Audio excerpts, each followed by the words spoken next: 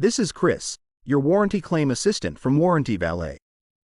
In this guide, I'll walk you through the steps to claim your Midea warranty. Simply visit our website to easily claim your Midea warranty in 3 simple steps.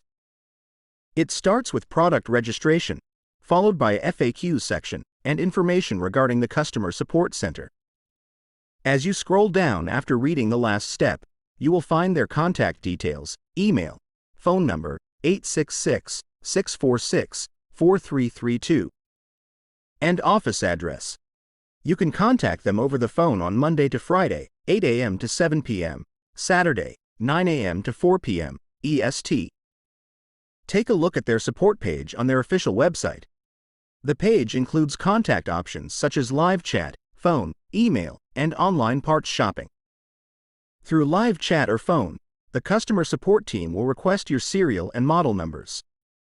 After that, they will use troubleshooting tips to solve the problems and get your product back in working condition. However, if they conclude that your product cannot be fixed, you will proceed with a replacement.